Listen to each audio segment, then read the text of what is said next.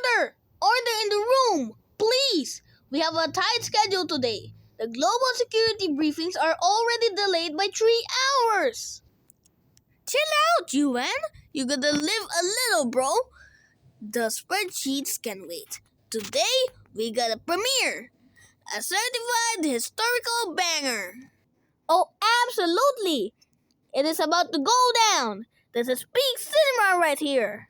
Total masterpiece incoming. Grab your popcorn.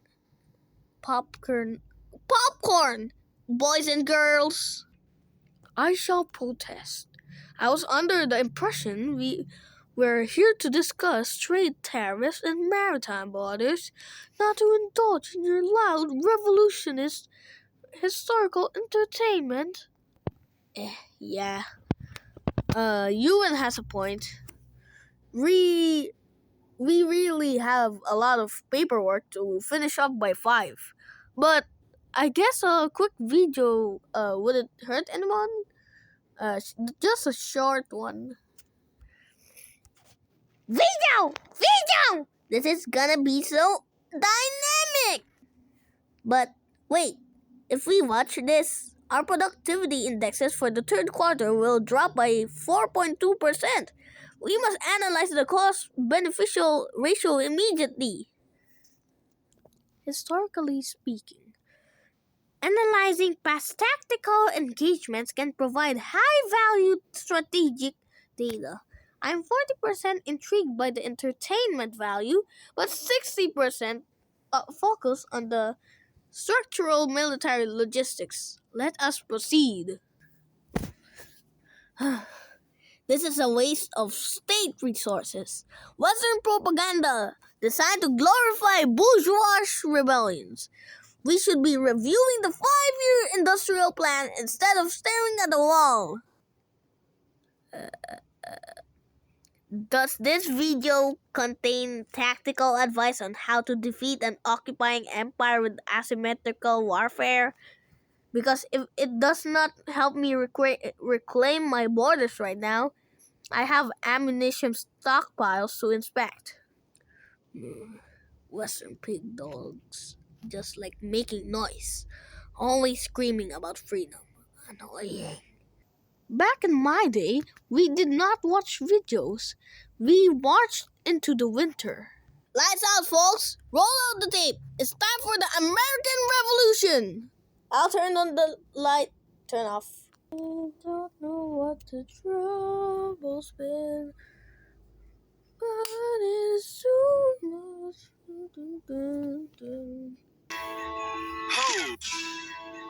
Holy smokes! Christopher Columbus, that is no way to address the King and Queen of Spain. What is wrong with you? Okay, so you know how we're looking for a new trade route to India, right? Right. And the Earth is round, right? Right. So I'm thinking we can just sail the other way around the planet, right? Yeah. So I set sail, right? Mm-hmm. And I reach India, right? Right. Wrong. I did not reach India. I did not. All right, get to the point. Did you know there's a whole nother freaking continent out there? Okay, and you think I should care about this? Why? Oh, I'm sorry. Did I forget to mention there's gold everywhere? Gold? Yeah, there's gold. Columbus landed in Central America in October 1492, and he had the time of his life. And by that I Bro, mean he went on a huge... What the hell? He stole gold, jewelry, people, and a hammock. And then he returned to show off all of his riches, including a few previously... He's so evil! Tobacco, the pineapple, turkeys, and a hammock. Now I know what you're thinking, but oversimplified, Columbus didn't discover America, the Vikings did. And you'd be partially right. In the 11th century, Leif Erikson was the first European to land in America. But hey, if you love Vikings so much, then why don't you check out today's sponsor? Vikings War of Clans is a mobile game that was inspired by Are the you famous serious? strategy We didn't RPG put games that. of the 90s like Age of Empires and Civilization. Do you like building cities and going to war? Then my Bruh. friends, Vikings War What of the Clans is heck? here. Never-ending fighting over resources, forging new alliances, and competing in live events. Support my channel by downloading Vikings for free, only from my links in the description box below, and get the special bonus of 200 gold coins and a protective shield. Don't forget to look me up and join my Vikings clan under my nickname, Oversimplified. Now, where was I? Oh yeah, Columbus, time of his life, hammock. And suddenly the race was on to explore and conquer the New World. After a couple centuries of warring with the natives and each other, the European powers had claimed quite a lot of land, including this area. For real! It's mine! Could you not? And the French said, sorry, but no, I could not. And they went ahead and built their forts, which pissed off the English, so they sent an up-and-coming British lieutenant colonel by the name of George Washington with a combined force of British troops and Americans. After a short battle, the French commander said, all right, we surrender. Okay, boys, pack it up. There's surrender. Oh, sorry, was I not meant to split his head open with a tomahawk? What the Don't heck? worry. It's not like this will start a 7-year-long major global conflict. And what happened next was a 7-year-long major global conflict, What which happened? Great Britain won. At the peace negotiations, Spain gave up Florida, while France gave up all of its territories in North America. But Britain's victory came at a cost, a £60 million cost. They were now broke, in a lot of debt, and had to come up with some way to repay it. So they went to the colonies and said, okay, listen up. So a huge part of the war was spent protecting you from the French. Oh, that's and now we me. have no Defending money because- colonies. So... I'm not sure what you're saying here. Okay, so we spent a lot of money protecting you from the French, right? Right. And now we're broke. That certainly is a pickle. Listen to me. We spent all of our money protecting you, and now we need money. Can you please pay us back some money? No. Are you serious? Okay, we're just going to go ahead and tax you. In 1764, Britain introduced the Sugar Act, forcing the colonists to import sugar and molasses exclusively from the British and to pay duties on them. Then a year later, they introduced the extremely controversial Stamp Act, and it worked a little something like this. Hello, What? shopkeep. Hello, Mr. Bungleberry. Here's the deed for your new shack. Stamp. What about the Boston please? Tea Party? Wait, what was that? It's the new tax. I get a stamp on any paper or documentation I make, and you have to pay for it. Would you like to see this pamphlet that explains everything? Yes, please. Okay. Stamp. 2 pence, please. This is awful. You know what? Just give me a deck of cards so I can go gamble my pain away. Okay. No. What? Don't do it. We'll stamp it. Stamp. Obviously, the colonists were like, hey, my dudes, this new tax legislation right here, this is BS. Until now, they had enjoyed relative freedom to rule themselves, and now suddenly Britain was asserting its control. They were especially unhappy because they didn't have any representatives in the parliament. Of course I am unhappy. Orators gave fiery speeches. British goods were boycotted, and anyone loyal to the British found themselves increasingly harassed. The whole thing actually began to take quite a toll on British business, and after just a couple years, the British Blind were forced spot, to refuse bro. the Stamp Act. But we still desperately need money. What should we do? We could try taxing the colonies. Great idea. Wait, didn't we literally just try that and it failed miserably? Man, look at me. I look fabulous. Have you ever seen such a handsome boy? No siree, Georgie. No way. You're the handsomest, smartest, most popular king that ever lived, and everybody likes you. You're doing such a good job. Your Majesty? Oh, No, you're he still didn't. here. Get the hell out. So in 1766, the British made a declaration saying, we can do what we want because we're in charge and you can all go suck it. Then they levied a whole bunch of new taxes on the Americans via import duties. Glass? There's a tax for that. Lead? There's a tax for that. Paper? Tea? Oil? There's a tax for that. Really? Once again, the Americans boycotted British goods, British business felt the pinch, and the British had to Ooh, back it's down. the Boston Right, this is Tea ridiculous. Party, They're my I colonies, think. and I have to I be think able to so. assert my control. Is Repeal it? all the new taxes except for the one of tea. Also send 1,000 troops to Boston to take control. Oh, and make the colonists pay for it. And as British troops arrived, Yeah, it the is. tension in Boston was palpable. You could cut it with a knife, and it was all about to come to a head. On March 5th, a band of local patriots began heckling a British guard at the customs house. More and more Americans joined in the heckling, while more British troops turned up in support of their comrade. Snowballs were thrown at the British. The snowballs turned to rocks, the rocks to oyster shells. The soldiers, outnumbered, Ooh, panicked. One awesome. thing leads to another, and you can see where this is going. Yeah. 5 civilians were killed. The Patriot Oh press my throughout gosh. the colonies declared the Boston Massacre an unwarranted crime committed against the people of Boston by the cruel Nope. British. And the anger continued It wasn't to grow. the A Boston British Tea revenue Party. schooner Okay, ran that aground was in the Rhode Island was massacre. burned by the locals. When it came to light that the governor of Massachusetts supported the suppression of the colonists, Oh, his house shoot. was burned by the locals. And next, the colonists would set their sights on the remaining tax on tea. On December 16th, 1773, Yeah, a band of tea, patriots tea, known as the tea Sons of Liberty, sucks. disguised themselves as Native Americans, marched down to Boston Harbor, boarded a British merchant ship loaded with tea. Oh, and in front of yo, thousands of that's the spectators, Boston threw nearly Tea Party. 10,000 pounds worth of tea overboard. The British were disgusted, and they punished Massachusetts with a vengeance. What? Its General Assembly revoked their charter. No, my 10,000 tea. of the city, meaning You Boston deserve and it. Massachusetts were now essentially under the He direct didn't rule even of Great deserve Britain. it, bro. And oh boy, were the people pissed. The other colonies saw what was happening and worried they might be next. They chose to decide what to do. Colonies gathered and met in Philadelphia at the First Continental Congress, and the roll call read like a who's who of America's finest thinkers. I'm talking lawyers extraordinaire Johnny A. and Johnny J., experienced military commander George Washington, businessman and future alcoholic George Washington! fiery orator Patty H., guy who married a rich lady, Big J. Dickinson. And while they weren't present at the first Congress, soon names like James Madison, Benjamin Franklin, Thomas Jefferson, and much later Alexander Hamilton would all serve time in the Continental Congress. The question now, though, was what to do about the British. After much bitter The debate and founding disagreement, fathers! they agreed on Yeah! an amazing solution. They would simply ask the British to stop. Can you stop? No, Shut up, bro. it didn't work. Okay, then tell the local militias to start arming and be ready at a minute's notice. And across the colonies, these Minutemen stood ready for the beginning of the American Revolutionary War. Now, having your colonies in open rebellion is one thing. Once they start arming themselves, that's when it really hits the fan. So British General Thomas Gage ordered 700 troops from Boston out to the Go get it, boys! its countryside to destroy stores of arms and ammunition held by the rebels in Concord. The British set out in the middle of the night. Patriots were being told to Lexington steer and ahead. Concord. The British were coming, giving the rebels time to Roblox, prepare. The two sides met in reference. Lexington as the sun began to rise. They faced off against each other. Yeah! Let's go, America! Let's go! The shot heard around the world marked the beginning of the American War of Independence. The Let's rebels were go! had to fall back to Concord as the British split up to search for rebel supplies. However, more and more Patriot rebels kept showing up, and this time it was the British who were Lexington! more fighting kicked off in Concord. What the the most heck do professional you army mean in the world was Lexington? forced to flee back to Lexington. Boston at the hands of local, I mean, poorly trained militiamen. Lexington. And all along the British route back to Boston, Patriot rebels continued to gather and open fire on the retreating British. When the British reached Boston, the rebel militias surrounded them. Boston and the British were now under siege as small land and naval skirmishes continued around the city. And the British would suffer I will never lose. I will never lose to stupid militia. So, how am I even losing the American war? Skill issues.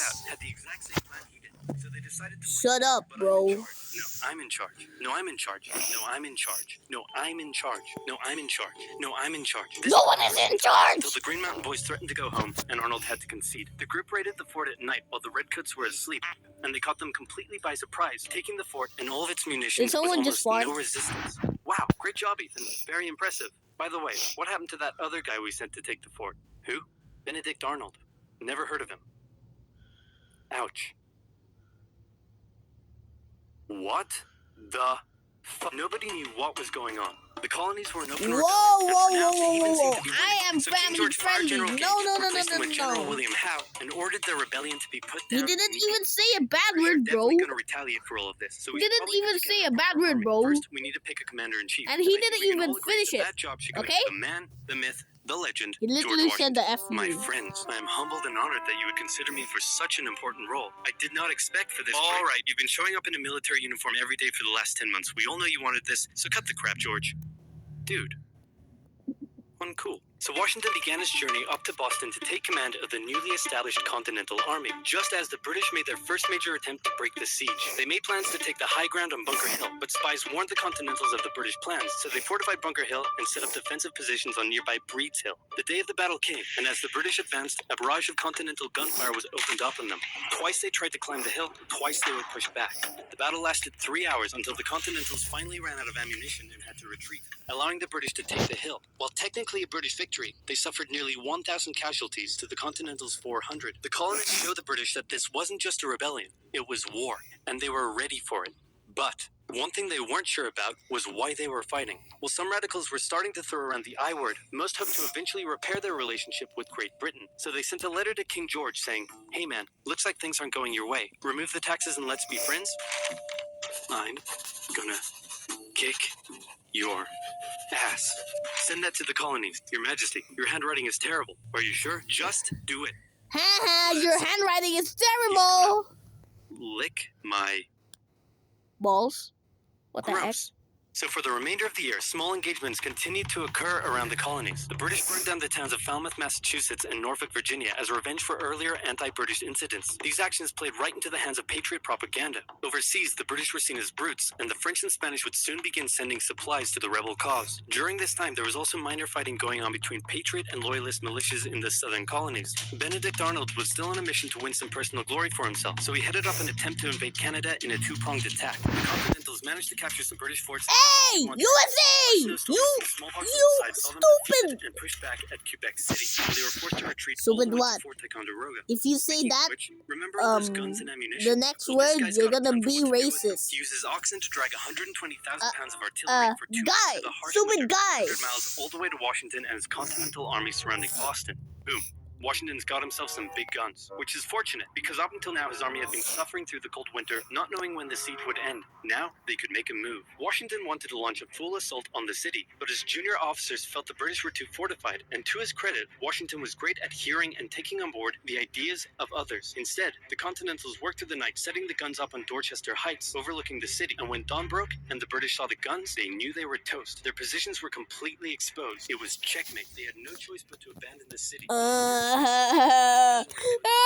Loyalists away to an unknown fate, and Washington had the first victory of the war. Washington then moved his army to New York, knowing that when the British returned, they would probably land there. In the meantime, a friendly-looking old man by the name of Thomas Paine had written and published a pamphlet called Common Sense, in which he advocated for total independence from Great Britain. It spread across the colonies like wildfire, and to this day remains the best-selling title in America. It was read aloud in taverns and meeting halls, and brought the idea of independence into the mainstream. Congress began to seriously consider the idea. Thomas Jefferson was selected to write up an official Declaration of Independence, and he went hard, writing that all men are created equal, with certain inalienable rights, including Of life, course, liberty, he and the did. pursuit of All happiness. men Of are course, Jefferson had created over 100 slaves, equal. but we don't have to talk about that. On the 2nd of July, Congress voted unanimously in favor of independence, and John Adams declared that the 2nd of July would go down as the most remembered day in American history. Then a couple days later, independence actually came into effect. The United States of America was born. There was no turning back now. The Americans tore down It a was statue the of Ford. George in New York and melted him down into 42,000 musket balls. To the British, it was treason, and if the king had his way, Washington and all of Congress would be hung. Speaking of the British, guess who's back?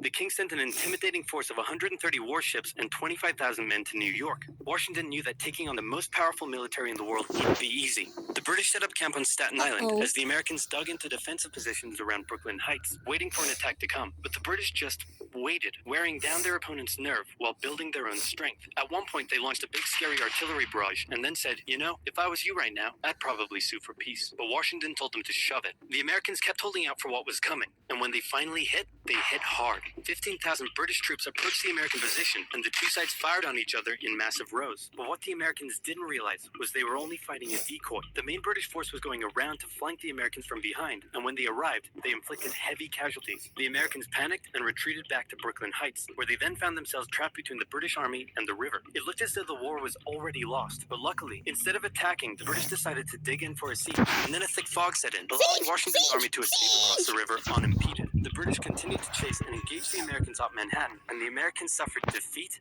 after defeat after defeat. It was a disaster. Washington's leadership was called into question, as thousands of American POWs were left to rot as traitors.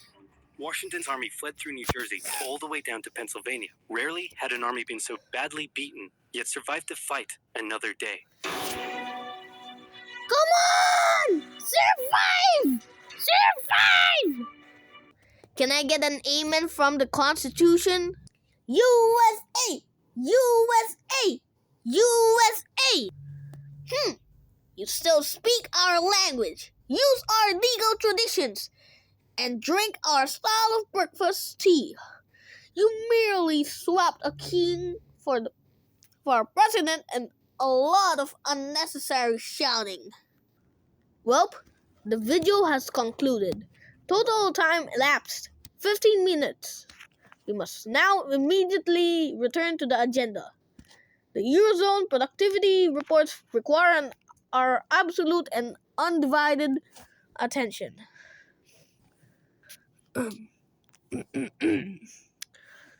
An interesting historical anomaly. But history moved forward, and the future belongs to manufacturing dominance and long-term infrastructure investments, and not old rebellions. I am leaving for my industrial tour. I have taken notes on the asymmetrical swamp tactics used in the southern colonies. I am going back to the command center to apply this immediately. Yes, please. Everyone return to your duties. The meeting has officially adjourned. Clean up your popcorn boxes.